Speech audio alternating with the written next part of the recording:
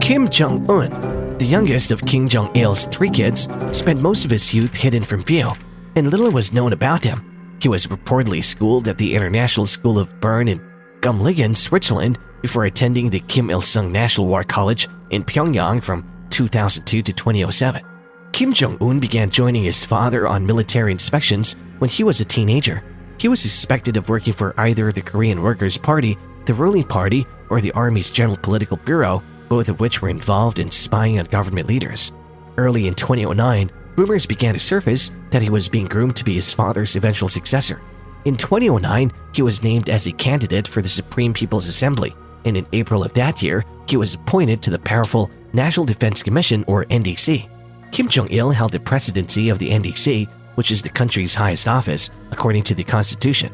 Kim Jong Un was designated the country's supreme leader after his father died in December 2011, an official title that denoted his status as the head of both the government and the military forces of North Korea. In April 2012, he was given various formal titles, including First Secretary of the KWP, Chairman of the Central Military Commission, and Chairman of the NDC, the country's highest bureaucratic body at the time. During a 2013 meeting of the KWP Central Committee, Kim's national policy of Pyongyang, commonly translated as parallel development, which stressed the development of the country's economy as well as its defense capabilities, was officially endorsed. Now, the United States is currently confronting threats from its rivals in Northeast Asia, including Russia's invasion of Ukraine, China's military buildup across the Taiwan Strait, and the Democratic People's Republic of Korea's DPRK, or North Korea continuous missile tests. As military tensions between the United States and North Korea's closest allies, China and Russia, escalate, Pyongyang has unambiguously backed Moscow and Beijing while sharply criticized U.S. policy. North Korea announced its obvious view on Russia's invasion of Ukraine and the U.S.-China confrontation in the Asia-Pacific area in a commentary on the Foreign Ministry's website this week. North Korea defended Russia, accusing the U.S. of being the main cause of the Ukrainian issue since the U.S. had ignored Russia's legitimate and just demand for security. Similarly, North Korea has chastised the United States for reviving its long-term strategy of isolating China in the Asia-Pacific area.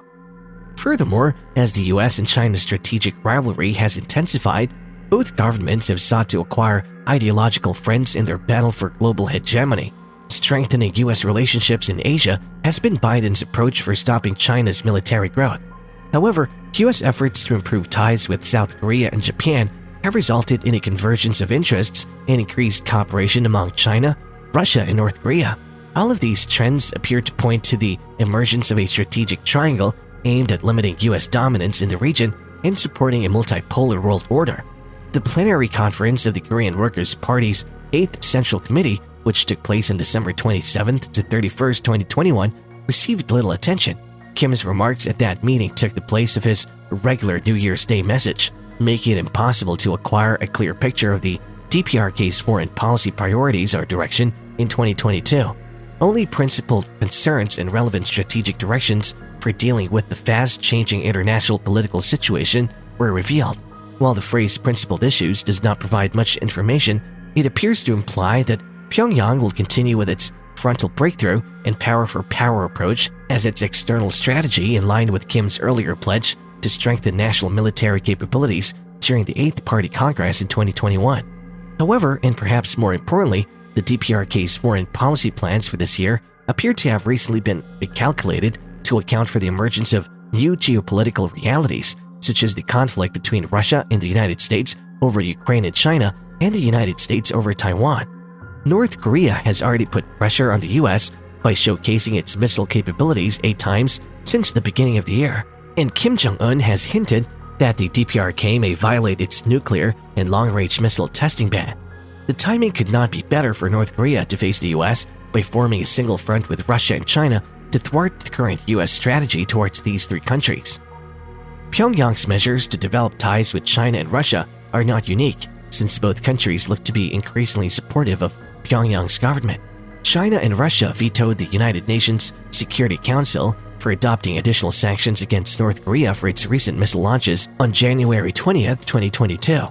China requested more time to consider the measures at the Security Council, while Russia stated that more proof was required to support the US proposal. Furthermore, in recent years, China and Russia have pressed the United Nations to remove international sanctions on North Korea for humanitarian reasons, as well as encouraging additional talks. Meanwhile, the DPRK has eased epidemic restrictions and resumed rail operations between Xinhuiju and Dandong to accept humanitarian help from China in January of this year.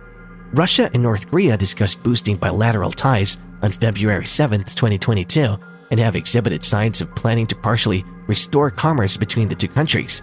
The fact that China and Russia have vetoed new sanctions against North Korea and are giving economic aid to the country has fueled Kim's determination to pursue his nuclear weapons development objectives. It also indicates that as long as relations with China and Russia remain positive, the DPRK will be protected from more US sanctions. This backing has allowed North Korea to test freely and repeatedly in recent months, as seen in January to just before the Beijing Olympic Winter Games, developing its missile capabilities with little repercussions.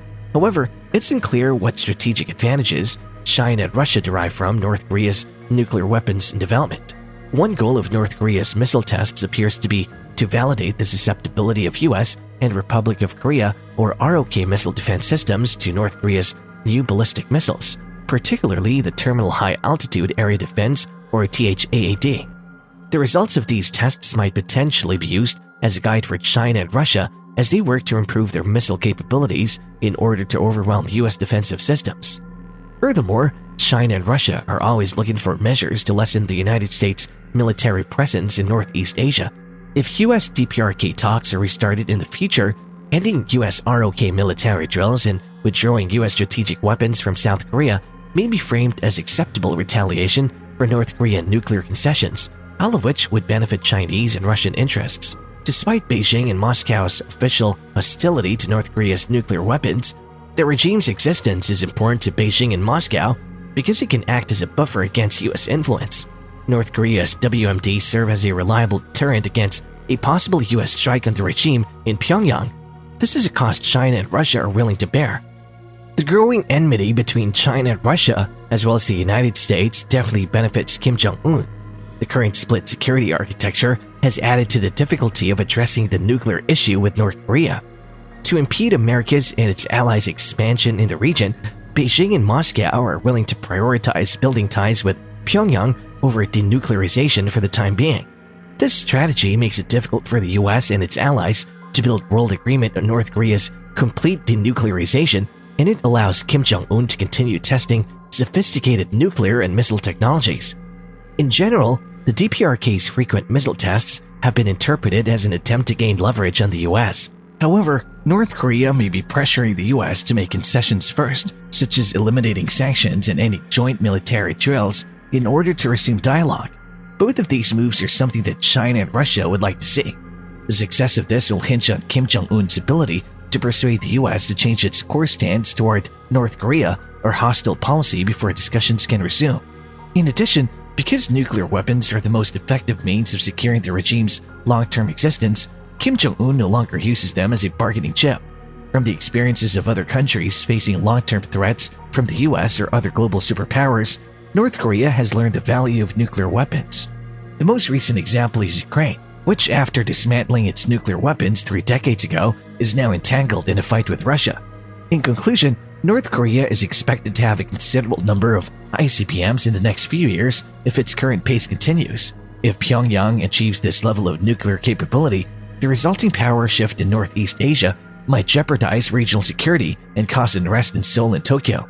The credibility of US extended deterrence is being put into doubt as North Korea's nuclear threat to South Korea and Japan grows. Installation of additional missile defense systems, deployment of intermediate-range nuclear-capable delivery systems, and tactical nuclear weapons, and in extreme circumstances, allowing domestic nuclear weapon development are all possible alternatives for the US to provide its allies. Given this circumstance, China and Russia should consider whether they have reason to be concerned about the mid- to long-term geopolitical consequences of a North Korean nuclear weapons program that's unfettered. These considerations should compel China, Russia, and the United States to issue an urgent call for an arms control dialogue in Northeast Asia to prevent nuclear weapons in South Korea and Japan, encourage nuclear disarmament in North Korea, China, and Russia, and end US nuclear weapons in the region. And that's all we have for today. Thanks for watching. If you enjoyed this video, Please give us a like, share, and subscribe to the channel for more such exciting content.